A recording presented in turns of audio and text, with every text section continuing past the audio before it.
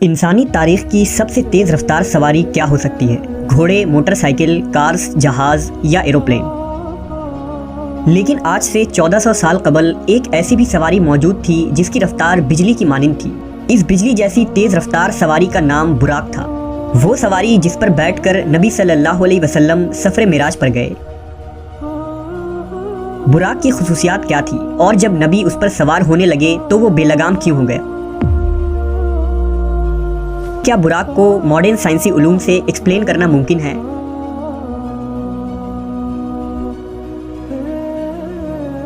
واقعہ معراج تاریخ انسانی کا ایک ایسا حیرت انگیز اور انوکھا واقعہ ہے جس کی تفصیلات پر انسانی عقل حیران رہ جاتی ہے۔ اگر انبیاء کرام کی تاریخ کو دیکھا جائے تو معلوم ہوتا ہے کہ اللہ نے اپنے برگزیدہ رسولوں اور نبیوں کے ہاتھوں سے مختلف معجزات ظاہر کیے۔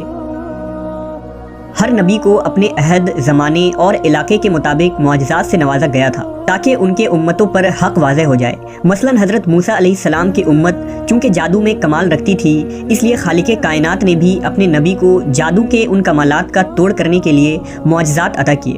اسی طرح حضرت عیسیٰ علیہ السلام کے دور میں طب کا بڑا چرچا تھا، لہٰذا حضرت عیسیٰ علیہ السلام کوڑ کے مریضوں، اندھوں، یہاں تک کہ مردوں کو بھی زندہ کر دینے کی قدرت سے فیضیاب تھے۔ جب خاتم الانبیاء حضرت محمد صلی اللہ علیہ وسلم اس کائنات میں تشریف لائے تو اللہ کو معلوم تھا کہ امت محمدیہ چاند پر قدم رکھے گی اور ستاروں پر کمندیں ڈالیں گی، لہٰذا اللہ نے اپنے محبوب کو مکان و زمان یعنی ٹائم اینڈ اسپیس کے اصولوں اور وسعتوں سے نکل کر اپنے کرب کا اعزاز بخشا، جس کا گمان بھی عقل انسانی میں نہیں آ سکتا تھا۔ تمام انبیاء کرام کے معجزات ایک طرف اور حضور کا معجزہ معراج ایک طرف، تمام معجزات مل کر بھی معجزہ معراج کے درجے کو نہیں پہنچ سکتے۔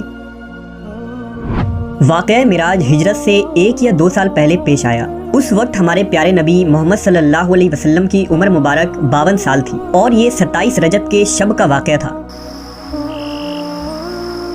لہذا حضرت مالک بن ساسا سے مروی ہے کہ خود رسول اللہ صلی اللہ علیہ وسلم نے فرمایا کہ میں نیند اور بیداری کے درمیانی کیفیت میں تھا جب میرے پاس ایک فرشتہ آیا، اس نے میرا سینہ چیرا، پھر میرے دل کو نکال کر غسل دیا اور اسے دوبارہ اندر رکھ دیا۔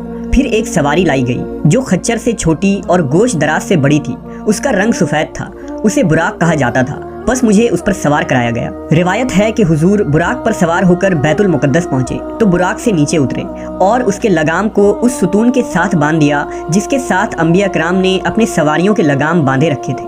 اس کے بعد نبی صلی اللہ علیہ وسلم مسجد اقصیٰ میں داخل ہو گئے۔ مسجد اقصیٰ میں حضرت آدم علیہ السلام سے لے کر حضرت عیسیٰ علیہ السلام تک پیدا ہونے والے تمام انبیاء کرام آپ کے منتظر تھے، لہٰذا حضور وہاں تشریف لائے اور تمام نبیوں کی امامت کی اور نماز ادا کی۔ نماز سے فارغ ہونے کے بعد آپ دوبارہ براق پر سوار ہو کر آسمانی سفر پر روانہ ہو گئے۔ حضور نے براق پر سوار ہو کر 7 آسمانوں کا سفر کیا، جہاں کچھ انبیاء کرام سے آپ کی ملاقات بھی ہوئی۔ پھر حضرت جبرائیل امین نے آپ کو جنت و جہنم کے کچھ منظر دکھائے اور پھر آپ اس سفر میں کائنات کے آخری حد سے بھی باہر سدرۃ المنتہا تک پہنچے، جہاں آپ اللہ سے ہم کلام ہوئے۔ امت محمدیہ کے لیے روزانہ 5 نمازیں فرض کی گئی، شرک کے سوا تمام گناہوں کی معافی کا امکان بتایا گیا اور سورہ بقرہ کی آخری 2 آیات آپ کو تعلیم فرمائی گئی۔ اس سفر کے واپسی پر حضور اپنے مکان پر کچھ اس حالت میں پہنچے کہ روایات کے مطابق ابھی آپ کے گھر کی کنڈی ہل رہی تھی اور آپ کے وضو کا پانی ابھی تک آپ کے جسم مبارک سے ٹپک رہا تھا۔ معراج کے اس واقعے کو اللہ نے انتہائی تفصیل کے ساتھ قرآن مجید کی سورہ اسراء میں یوں بیان کیا ہے: پاک ہے وہ رات جس نے راتوں رات اپنے بندے کو مسجد حرام سے مسجد اقصیٰ تک سیر کروائی، جس کے ارد گرد ہم نے برکت رکھی ہے تاکہ ہم اسے اپنی کچھ نشانیاں دکھائیں، بے شک وہ سننے والا دیکھنے والا ہے۔ معراج کے اس عظیم سفر میں رسول اللہ صلی اللہ علیہ وسلم جس سواری پر سوار ہوئے تھے اسے براق کہا جاتا ہے۔ اب سوال یہ پیدا ہوتا ہے کہ براق کیا تھا؟ کیا یہ کوئی ایسی مخلوق تھی جو اس دنیا میں پائی جاتی ہے؟ علماء و مفسرین کے مطابق براق دراصل لفظ برق سے نکلا ہے۔ برق چمک کو کہتے ہیں، لہٰذا رسول اللہ صلی اللہ علیہ وسلم کی سواری کے لیے جو چیز پیش کی گئی تھی وہ انتہائی سفید و چمکدار اور روشن تھی کہ اس کا نام براق پڑ گیا۔ یہ بھی کہا گیا ہے کہ براق کو اس لیے براق کہا جاتا ہے کہ وہ برق یعنی بجلی کی چمک کے مانند اس کی رفتار ہے۔ روایتوں کے مطابق براق خچر سے چھوٹا اور گدھے سے بڑا تھا اور جہاں اس کی حد نگاہ پڑتی تھی وہاں اس کا قدم پڑتا تھا۔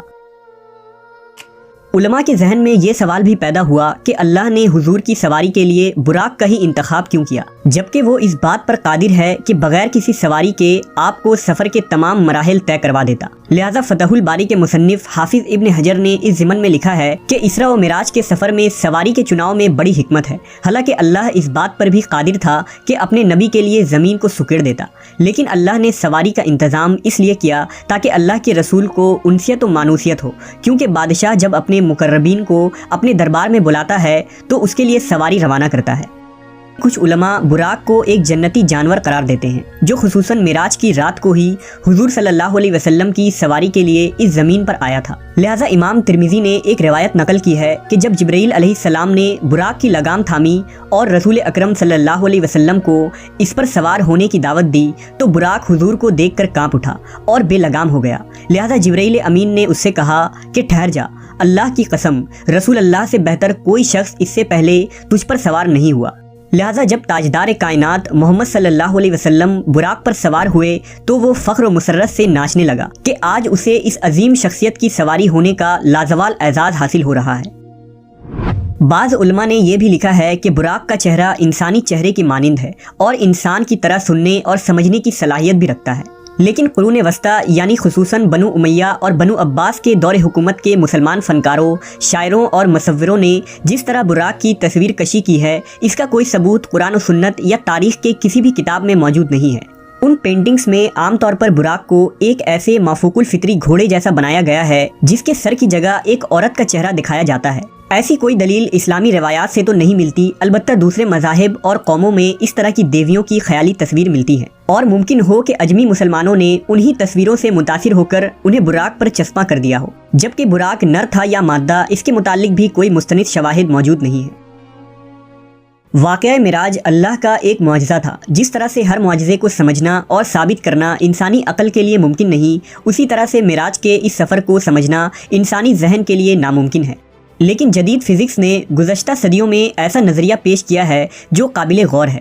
آئنسٹائن، جسے پچھلی صدی کا سب سے بڑا سائنٹسٹ مانا جاتا ہے، اس کی تھیوری آف ریلیٹیوٹی جدید فزکس کی بنیاد ہے۔ آئنسٹائن نے اس تھیوری میں بتایا ہے کہ اس کائنات میں ٹائم تمام مقامات اور لوگوں کے لیے اسٹیٹک نہیں بلکہ مختلف ہوتی ہے، اور یہ مقامات کے اعتبار سے بدل سکتی ہے۔ لہٰذا اگر کوئی شخص اس کائنات میں روشنی کی رفتار سے سفر کر پائے تو اس کے لیے ٹائم رک جائے گا۔ اس نے ایک مثال پیش کیا کہ اگر کوئی شخص ایک ایسے سواری میں سفر کر رہا ہو جس کی رفتار لائٹ کے برابر ہو تو اس کے لیے وقت تھم جائے گا، اور جب وہ شخص کئی سالوں بعد اس زمین پر واپس آئے گا تو یہاں کچھ ہی سیکنڈ گزرے ہوں گے۔ وقت کے اسی فرق کو فزکس میں ٹائم ڈائلیشن کہتے ہیں۔ اس سائنسی ٹرم کو سمجھنا سفر معراج اور براق کو سمجھنے کے لیے بہت ضروری ہے، کیونکہ براق کی رفتار بھی روشنی یعنی برق کے رفتار کے برابر تھی، اسی وجہ سے اس سواری کا نام براق تھا۔ لہٰذا آپ صلی اللہ علیہ وسلم جب اس رفتار سے سفر معراج کرنے کے بعد واپس تشریف لائے تو وقت بالکل نہیں گزرا تھا، اور آپ نے کئی سالوں کا سفر چند لمحوں میں ہی طے کر لیا تھا، جسے آج 21ویں صدی کی سائنس ٹائم ڈائلیشن کی شکل میں تسلیم کرتی ہے۔ لیکن آج بھی انسان اسپیس ٹیکنالوجی میں اتنا آگے نہیں بڑھا کہ ہر سوال کا جواب سائنس کی بنیادوں پر دے سکے۔ مثال کے طور پر اگر کوئی شخص لائٹ کے اسپیڈ سے ٹریول کرتا ہے تو اس کا جسم ماسلیس ہو جاتا ہے اور اسے انفائنائٹ انرجی کی ضرورت ہوتی ہے، جو بظاہر انسانوں کے لیے ناممکن ہے، لیکن اللہ کی ذات کے لیے نہیں، کیونکہ وہ ہر چیز پر قادر ہے۔ لہٰذا اس رات اللہ نے نبی صلی اللہ علیہ وسلم کے جسم مبارک کو اس سفر کے لیے وہ عظیم قوت بخشی تھی۔ واقعہ معراج حضور کا ایک دائمی معجزہ ہے جس کی حقانیت اور سچائی نئے نئے سائنسی انکشافات کے ساتھ واضح ہوتی جائے گی۔ جیسا کہ کسی شاعر نے کہا کہ پھیلائے ہوئے گوشۂ دامن تجسس، سائنس محمد کا پتہ پوچھ رہی ہے صلی اللہ علیہ وسلم۔